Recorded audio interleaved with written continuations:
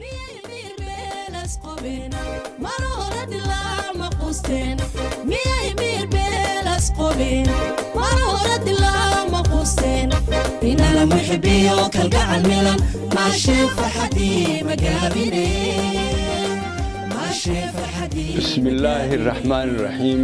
السلام عليكم ورحمة الله وبركاته بابا يوسف تعالى أيها هالكن ذكرها الليا وماني جمعة سياري طبعا كبشتون سنة كلابا تكون يلا واتنكا مقالدو وهرقيسا أنا قول ما أنتي نسوا سلامي وحنشال هاينا هالك كير هذا رياء كوبان أو دارن شركة كسر ماذي بشة تدبير طبعا كذي هبين نمدي مقالة جبوتي كسعودي إلى بشة أفريقيا طبعا كذي marka ugu horreysay ilaahay baa mahad leh ilaahay isu kaan samay ilaahay shirka suuro galiyay ayaa mahad leh inteenaas oo dhan ama intaas oo dhan isugu keenay mar labaadka waxaan halkan uga mahad celinayaa mudane Ismaaciil Cumar Geelle madaxweynaha jamhuuriyadda Djibouti oo in badan ku hawlanaa ku daalay waqti badan iyo tamar badan ba ku lumiyay sidii uu dadka Soomaaliyeed dhibaatadooda intii karaankiisa uu maareyn lahaa waxaan uga mahad celinaynaa martigelinta gobasha uu fidiyay iyo dulqaadka uu u yeeshay inuu intaas oo maalmood u fuuda murmaysay ee hadlaysay halka ku hayo ku dajiyo waana iyo wax sheeg wixii uu oran karayana ku yiraahdo taana waan uga mahad celinaynaa waxa kale oo u mahad celinaynaa intii ka qayb qaadatay shirka abaabulkiisa iyo arooskiisa Mareykanka haato ama EU haato ama IGAD haato ama EU haato ama dawladda Itoobiya haato kaasi waa nabar dhinaca dawaar mari waxa la yiri shirku fursad buu ahaa waa run fursaduna waa laba waa fursad adoog iska fadhiyo ku soo martaa oo wixii aad ka tuujin karto ka tuujiso ama sidaa kugu dhaafta oo aan dib u arag iyo fursad arooskeeda iyo abaabulkeeda iyo samaysankeeda iyo isu keenidiisa aad qayb ku leedahay oo aad xubin firfircoon ka ahayd fursad bay ahayd fursad dad badan ka qayb galeen bay ahayd inay soo abaabuleen soo alooseen fursad Somaliland qayb muhiim iyo door la yaab leh ka ciyaartay waxa kaalinta ugu horeysana waxa galay shacbiga reer Somaliland ee 29 sanadood dulqaadka muujiyay ha ugu yaraato tooda ugu yar ee baraarka la joogta ilaa madaxweynaha nin waliba wuxuu u gashan karayay ayuu gashadayo fursad iska timid ma ahayne tacab iyo tamar wixii aanu lahayn ayaa ku jirtay madaxweynuhu waxaad maqli jirteen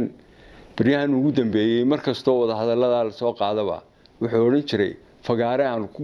naqsano oo caalami ah ayuun baan ku wada hadlaynaa meel kale ku wada hadlimayno fursadu sidaasay ku timid fursad iska timid maaha oo ay dadka qaarkii oran karaan fursad baa la kulantay Somaliland ama fursad baa la kulantay madaxweynaha ama xukuumadda fursaduna sidaasay ku sabaysantay door muhiim ah ayaynu ku lahayn bal hadda shirka Djibouti ka saara Somaliland yaa isu iman la markaas fursadu waa taas oo kaalinteena iyo qaybteena ku lahayn maxaa ka dhacay meeshii khudbada laga akhriyay aynu soo qaadanay labadii khudbadood ee labadii dhinac ee ishayay ee wada hadlayay ee gobasha loo dhigay midna Muuse Biix Cabdi baa akhriyay midna Farmaajo akhriyay farmaajo 6 daqiiqo ayuu hadlayay iska mahadnaqa wax aliyaalo wuxuu khudbada ku sheegay oo aynu maanta soo qaadnaana ma jiro adcaful iimaan midnimadii marnayd ee muruux ahayd ee qaawanayd ee afka baarkiisa ahayd hataa ereygaasi kuma jirin khudbadaas wax ka soo qaadlay waxa ku jiray erey ugu marxaati furayay wixii Muuse Biixi ku hadlayay ereygaasi wuxuu yiri farmaajo madaxweynaha Djibouti aanu mahadnaqaynaayo 10 sanadood markuu dagaal sokeeye nahayay gogol noo fidiyay macnaheedu waxa weeye dagaal sokeeye oo bilaabmay 19 dabeedna 2000 uu madaxweynaha Jabuuti qabtay shirka Carta halkaasuu qalalaasuu ka soo bilaabmaa 19 waa markaynu qaxootigii ka soo noqonnay ee aynu ka maydhanay diiftii iyo dacaskii ay 10 sanadood dagaaladii sokeeyeen ugu hayeen wixii dayuuradana duqeeyay wixii madfacina duqeeyay wixii ciidan laynoo dalbaday kii Soomaaliyeed markuu waxba gudan waayay calooshoodu shaqeeyayaasha South Africa laga keenay dumarkii carruurta geedeeb loo qaxaya dayuuradaha hantarka kursheyn halkaasuu ka soo bilaabay wuxuu marxaad furayay khudbadii Muuse Biixi dhigiisa kale wuxuu ahaa Muuse Biixi 18 daqiiqo ayuu hadlayay garnaqsi way ahayd taariikh way ahayd tumaati iyo turaale umarna tumaati iyo farmaajo marna u tulayay bay ahayd uu tumaatiyo wixii dhacay buu ka sheekeynayo dayuuradihii iyo wixii ciidan soo tumay halkaas iyo wixii taangi iyo sidii loogu dhawaaday in dadkan la buufiyaba hadii la doono ayuu ka sheekeynayay geesta kale turaalu lahaayo meesha kamuu sheegin ciidankii waxa geystay oo ahaa xoog dalka Soomaaliyeed inuu farmaajaha nigteenka xidhan ee meesha yimid ee khudbadda maran la yimid inuu taliye u yahay oo yahay taliyaha xoog dalka Soomaaliyeed xamtiyaad barnaamij Hargeysa muhiiman cali samatarna muhiiman hooyo boobyada kuwaan u naqaanay ee u yaqaaniin xoog dalka Soomaaliyeed ee uu taliye u yahay Muuse farta kuma fiiqin kuwa guriga u fadhiya ee dhagarta geystay Hargeysa markaa ka talinayay ee uu ka yimid la soo taliyay oo ku noqonaya la talin doona kuwaana farta kuma fiiqin madaxweynaha Jamhuuriyadda Soomaaliya albaabada rajada muu xidhinay iyadoo intaas oo dhami dhacday ayuu yiri wada hadal iyo nabad iyo wax wada qabsi ayaanu diyaar u nahay inta haddaan khudbadaha ku soo dhaafo doodii ugu kululayd waxay ka dhacday ismari waagii ugu weynaa wuxuu ka dhacay waxay ku sheegaan isdhexgalka bulshada waa dad masaakiin oo intay saaka soo toosaan inta meesha iska yimaadaan oranaya dadku ay isdhexgalo si la isu dhexgalo qiimay laaday annaga qiimo xab iyo xinjir la bururiyay iyo dhiig bay nagu fadhiyay dhimasho intaas oo dhalinyaro ah oo kubabka xaad ku leh oo ku shahiiday iyagoo iskandariyadoodii ku jira ay nagu fadhiyay markaasay doonayaan intay halkan iska yimaadaan inay yiraahdaan dadku ha isdhexgalo oo mar kale aanu ammaankiina iyo noloshiina iyo deganaanshiina khalkhalino 2003 11 bishii 10aad waa Oktoobar golaha guurtida iyo golaha wakiilada oo la isku yiraahdo baarlamaanka ayaa fadhiistay waxay go'aamiyeen inaan cid u tagi kartaa aanay jirin la dawlad la xukuumad la NGO la suugaanley la uqaaliye salaadiin cid u tagi kartaa aanay jirin waxay go'aamiyeen gaadiidka cidda qaada markab iyo dayuurad iyo gaari wuxuu yahay iyo dameer iyo awr iyo faras inuu waras yahay oo la wareegayo ay go'aamiyeen waa 2003 iyaguna maanta ka hadlayaan isdhexgal markaan ciqaabta dadkayga marinayna ka waran kuwa noo imanaya ciqaabtay mudanaya 2012 bishii Febraayo shirkii dhanba hal qodob la furo leeyay fagaareyaasha adduunyada meelaha lagu hayo danta Soomaaliland xukuumaddu way tagi kartaa oo kaliya cidii ay la sii tashanayso iyada u taala laakiin tii xukuumaddu kaliya ayaa tagi kartaa qodobkaas la furay maalintaas go'aanka waxa lagu bedeli karaa go'aan baarlamaan oo ah guurtida golaha wakiilada fadhiya markay 3 meelood marka loo qaybiyo laba isku raacaan waa codka lagu ridaa ama xilka lagaga xayuubiyo madaxweynaha 2003 ayaanu go'aanka gaadhnay idinkuna maanta inta Jabuuti iska timaadaan oranaysaan hebel ha soo duuro halkan ha yimaado wuxuu doon ka sameeyo ha soo noqdo cid imanaysa iyo cid soo galaysa iyo cid isdhex galaysa ma jirto dadku ma kala maqnaa halkana la wada joogaa halkaas la wada joogaa qaar xilalka haya xaasaskoodii iyo carruurtoodii halkan joogaan cid aliyaal cid wax u geystaa ma jirto ganacsiga ay isu socda dadka safriga ay isu socda dhakhtarrada ay bukaanka xamar bay tagaan Hargeysa yimaadaan gaalkacay tagaan Kismaayo tagaan dadku saas isugu socdaayo cid kala xidhani ma jirto ammaanka Somaliland ka jira mid dhayal ku yimid maaha mid lacagta xamar ku qulqulaysa ay samaysay waa mid aanu naf iyo nolol waxaanu lahayn u hurnay in inta in la eegi gaadho oo sidaa u ligligtana ma rabno waanu u soo halgano waanu u soo dhimanay si aanu halkan u soo gaadhno dabeedna wixii ni iska keena oo hoostaga xoog dalka Soomaaliyeed wixii ni iska keena oo radii bulshadaanu keenina waxaasi wax soconaya maaha